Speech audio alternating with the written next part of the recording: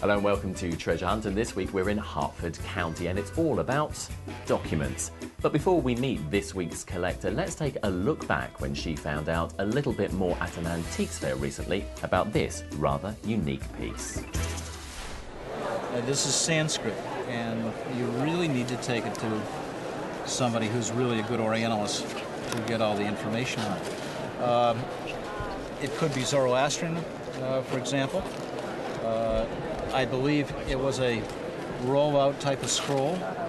It's probably done on parchment, although it's pretty stiff.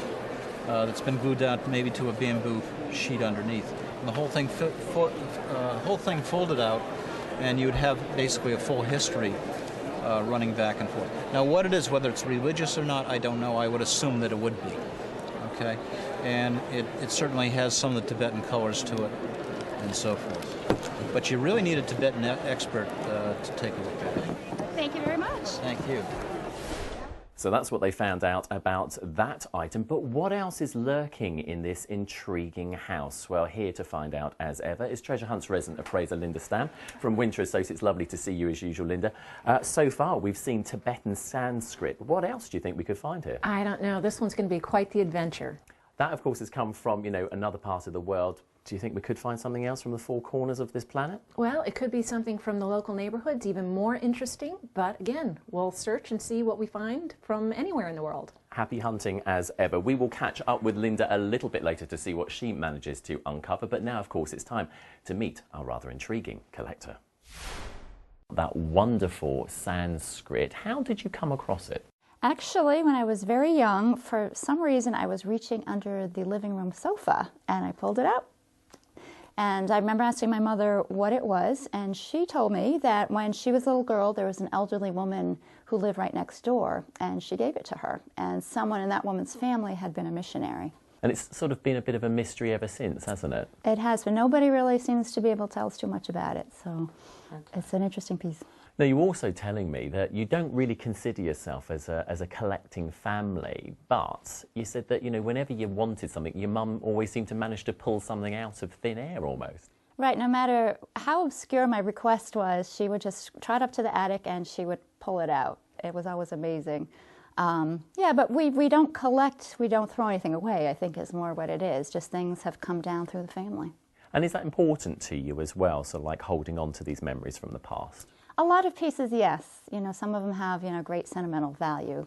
Is there anything that you really cherish, or do you have a couple of items that really mean something to you? Some of the quilts, like I have my great-grandfather's crib quilts, and another quilt that my grandfather actually carried my grandmother to the hospital wrapped up in a quilt. So things that have stories connected to them.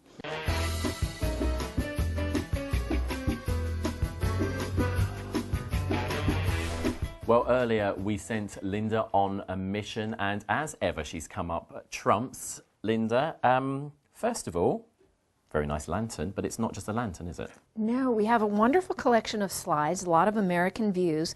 This is a very interesting one. It actually shows a railroad car in amongst big banks of snow, but the writing on the edge says it's in June. So that's a wonderful assortment of slides that go along with the lantern. Don't know that I dare plug the lantern in, but it's wonderful to have both of them still existing in the same family. Nice.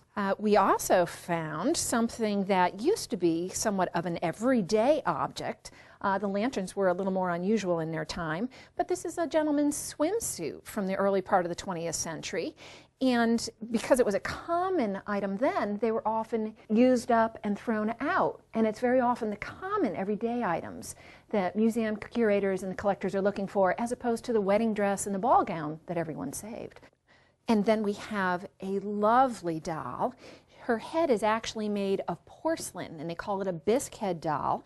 When you're examining a doll like this, if you look at the back of the head, that's where you're likely to find a maker's mark if there is one. And this one is actually marked Simon Halbig, K*R, and that's a German doll, again, at the turn or the beginning of the 20th century. She has a lovely outfit on, which is also something that's important to collectors, including this beautiful ermine-collared velvet jacket.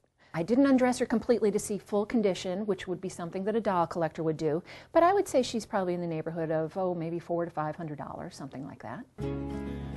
Kate is part of an amazing family that don't actually consider themselves collectors, yet over the years they have amassed a unique collection of items, from that Sanskrit manuscript, which Kate of course found under the sofa as a child, to the items that her mother managed to pull from the attic. And that swimsuit that we saw earlier, well, Kate found that in a box which she collected from her family fairly recently, which just goes to prove that if you do get something, open it up.